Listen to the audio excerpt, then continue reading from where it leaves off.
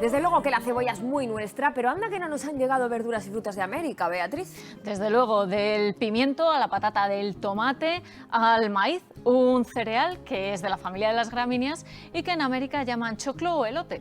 Muy rico y muy bonito, que no hay más que ver esas semillas doradas, el amarillo del maíz. Ese color amarillo que se debe a sus pigmentos antioxidantes, la luteína y la zeaxantina de la familia de los carotenoides, y que también tiñen la piel de algunos animales como el pollo. ¿Por qué? Porque o bien comen ese maíz o bien esos pigmentos están en los piensos que se utilizan para alimentarlos. O sea que la piel del pollo amarillo no quiere decir que sea un pollo de corral o lo que pensamos que es un pollo de corral.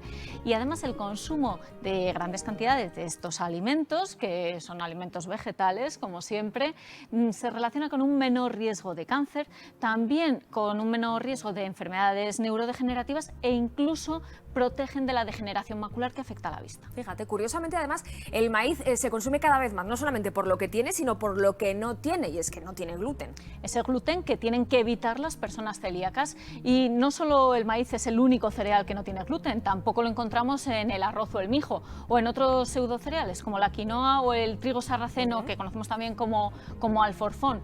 Por eso los alimentos que están hechos con maíz no solo tienen un sabor diferente, sino que también tienen un aspecto diferente, porque el gluten le da esa esponjosidad, esa elasticidad a la masa que lo hace tan crujiente y tan consistente, tan esponjoso. Y energéticamente, ¿qué me dices del maíz? Porque tiene una fama de engordar que no tienen otros cereales. Bueno, pues su energía procede básicamente de los hidratos de carbono en forma de almidón, como todos los cereales. Así que esa mala fama yo creo que se debe más a la forma en la que consumimos el maíz que al propio maíz, porque no todo lo que lleva maíz es solo maíz. Bueno, pues a ver qué me dices, porque yo suelo tomar el maíz dulce, que viene ya envasado, por ejemplo, para ensaladas. Bien, si ese dulce es solo por el maíz, estupendo, pero si vamos a mirar la etiqueta, como siempre, tenemos que ver que solo tenga maíz, agua y sal, porque a veces también le añaden azúcares. Maíz, agua y sal, un buen alimento. ¿Con qué lo podemos combinar? Con una ensalada o con un guiso, ahí estupendamente. Y además es un maíz tierno porque se recoge en su etapa lechosa, que es cuando contiene más azúcares y menos almidón. El almidón se va formando a medida que va madurando. Mucha gente desayuna margarina de maíz. Bueno, eso no cuenta como una ración de maíz, que estamos hablando de un ultraprocesado que se hace con el aceite del germen del maíz y con otras grasas, que muchas veces ni siquiera es una margarina, es una materia grasa para untar. Tiene entre un 55 y un 60% de grasas, muchas de ellas procedentes del maíz y muchas de ellas procedentes también de otras grasas, como el aceite de palma o el aceite de girasol. Lleva otros ingredientes, lleva una buena cantidad de sal, lleva aditivos, y no tenemos que preocuparnos por los aditivos en absoluto porque son seguros. ¿Pero para qué se usan? Pues para darle esa textura, ese sabor que imita a un alimento al que pretenden sustituir, que es la mantequilla. Muchas veces pensamos que al ser vegetal es saludable porque tiene vitamina E y porque procede de aceites, pero ya vemos que no. Dejamos de lado entonces la margarina de maíz. ¿Qué me dices de los copos de maíz? Bien, los copos de maíz se hacen, es muy popular, es un cereal que se hace a partir de una variedad de maíz concreta, el maíz dentado, que se muele en seco, se cuece y se tuesta para darle esa textura. Y una vez más nos vamos a la lista de ingredientes, porque tenemos muchas variedades en el mercado y tenemos que buscar los que tengan menor contenido en azúcares añadidos. Lo vamos a ver en la lista de ingredientes, y tenemos que buscar también que no tengan mucho contenido en sal. Hay algunos con una cantidad exagerada, como mucho que esté en torno al gramo, que ya es bastante, y no nos dejemos llevar por los reclamos, esos reclamos que ponen alto en, enriquecido en vitaminas y minerales, porque simplemente es que se han añadido como ingrediente, pero no quiere decir que sea un alimento mejor que otros. ¿Y si el maíz lo consumimos en forma de harina, no será más saludable? Bueno, para hacer harina se utiliza otra variedad, el maíz harinoso, que se seca y se muele, y podemos encontrar en el mercado además harina de maíz especial repostería o para repostería, que es muy similar a la de trigo para repostería. La de maíz tiene un poquito más de almidón y un poquito menos de proteínas, pero no va a ser significativo.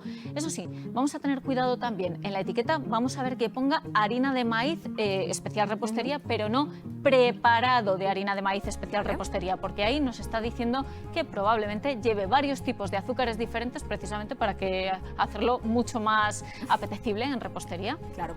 Con harina de maíz se elaboran, por ejemplo, las tortitas o las arepas, que están riquísimas. Sí, se hace con una harina de maíz precocida, una masa con agua y sal y están desde luego deliciosas. Podemos hacerlas más saludables todavía si a la hora de cocinar, en vez de utilizar grasa, los asamos o lo hacemos, por ejemplo, a la plancha. Buena idea. Nos encantan a la mayoría las palomitas de maíz, que son un vicio. Es que son un vicio, están riquísimas, pero tenemos que hacerlas a partir de una variedad de maíz que es el maíz palomitero o reventón. Ahí lo único que hacemos es inflarlo y tostarlo. Eso es estupendo. Ojo, de nuevo, con las que nos venden o ya hechas o para microondas, porque llevan muchísima cantidad de grasa. No precisamente la grasa más saludable, va a llevar palma, va a llevar grasa de girasol refinado y va a llevar una cantidad altísima de sal. A veces incluso pone mantequilla y no es que lleve mantequilla, es que es aroma mantequilla. Así que estas las dejamos un poquito de lado. Pues es que nos lo cuelan constantemente, si no nos fijamos sobre todo en la etiqueta, pero es que la letra es muy chiquitina. Claro, fíjate, es curioso porque tenemos que fijarnos siempre en la lista de ingredientes. Estamos en un entorno en el que diríamos que tampoco consumimos tanto maíz, claro. Y es que mucho del maíz que consumimos no está en productos específicamente hechos a partir de maíz, sino que está en productos en los que ni siquiera lo esperaríamos y en formas que ni imaginamos. Por ejemplo, en forma de almidón de maíz o de grasa de maíz, que es el aceite del germen, o incluso de jarabe de maíz, que es puro azúcar. Por eso es tan importante mirar los ingredientes. Pero mira tú si consumimos maíz. De hecho, estamos ante el cereal más consumido del mundo. Sí, y el más producido, precisamente porque lo consumimos de dos formas. Una, directamente, cuando lo comemos nosotros conscientemente. Y otra, a través de los animales, porque se utiliza muchísimo para los piensos. Luego nos comemos nosotros ese animal, o sea que indirectamente nos estamos comiendo ese maíz. Fíjate tú la cantidad de maíz que consumimos. Toda la razón. Muchísimas gracias, Beatriz. Muchas gracias, Miriam. Si es que tenemos el maíz hasta en la sopa, vamos, que si no habéis probado todavía la sopa de maíz, animaos a tomarla. O, por ejemplo, la sopa de lentejas, una sopa crema o crema sopa, como la cocina David García, siempre hambriento.